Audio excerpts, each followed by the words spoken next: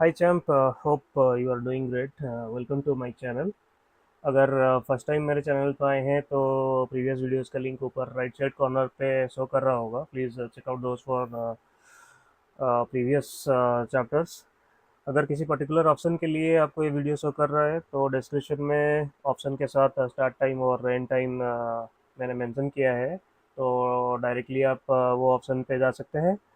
और ये जो डिटेल्स आपको शो कर रहा है ये मेरा चैनल और फ्रीलांसिंग का नाम है.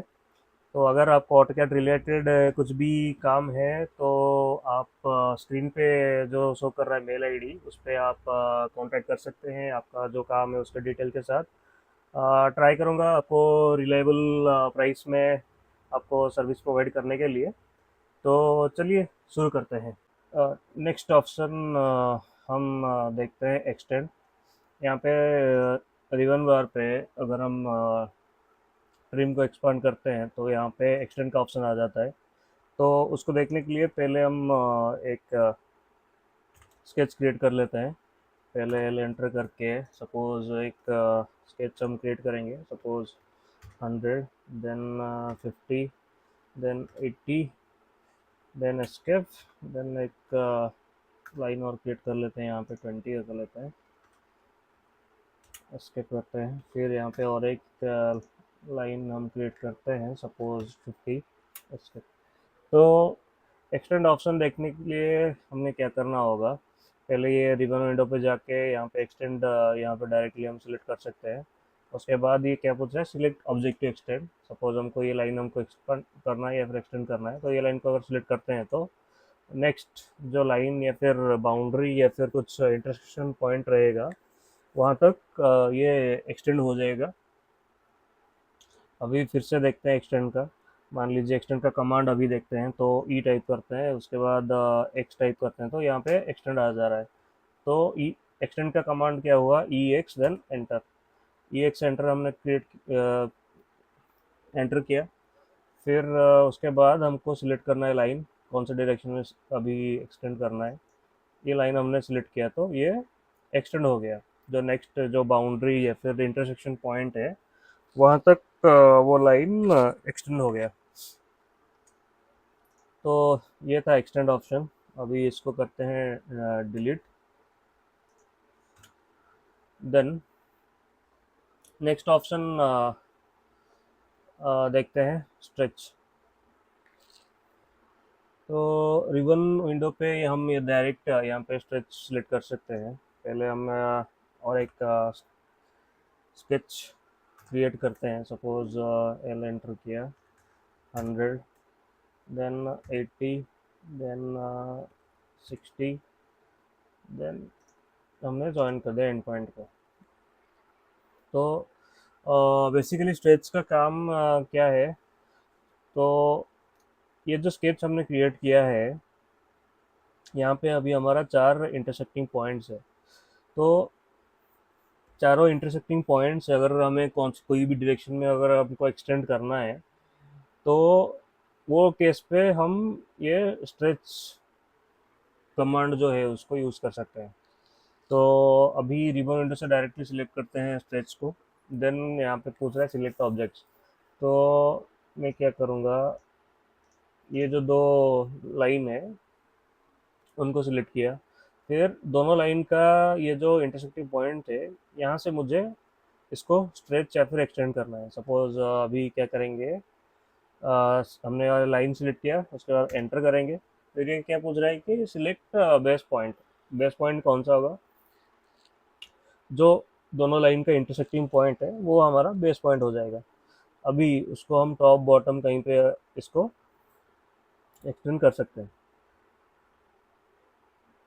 मान लीजिए ये हो गया 50, हम देंगे 50 हो गया.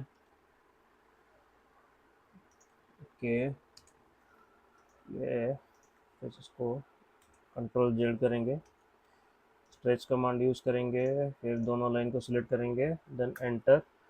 बेस पॉइंट हमारा ये हो गया. देन 50 एंटर करेंगे. अभी ये हो गया.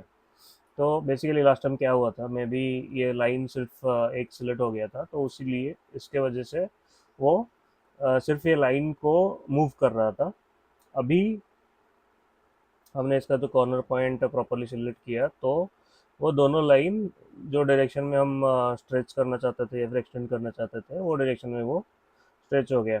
अभी स्ट्रेच का कमांड देखते हैं, देन फर्स्ट एस टाइप करते हैं, देन टी टाइप करते हैं। अभी अगर एस सिर्फ टाइप करते हैं, देखिए डायरेक्टली स्ट्रेच आ जा रहा है। तो स्ट्रेच के लिए कमांड अभी एस एंटर करेंगे तो वो डायरेक्टली स्ट्रेच यहाँ पे हाईलाइट हो जाएगा। नहीं तो फिर एस टी आर एंटर करेंगे तो भी स्ट्रेच आ जाएगा। तो अभी सिंगल लेटर एस से ही आ रहा है तो एस एंटर डायरेक्टली करेंगे तो स्ट्रेच कमांड डायरेक्टली यहाँ पे आ रहा है। तो अभी दोनों लाइन को आपने सिलेक्ट किया, फिर एंटर किया, देन ये हमारा बेस पॉइंट हो गया। बेस पॉइंट को अभी मान लीजिए मुझे 30 डायमेंशन कम करना है तो यहाँ पे मैं 30 एंटर कर दूंगा तो ये जो पहले जो डिस्टेंस था उससे 30 मिलीमीटर का जो डिस्टेंस वो कम हो गया अभी।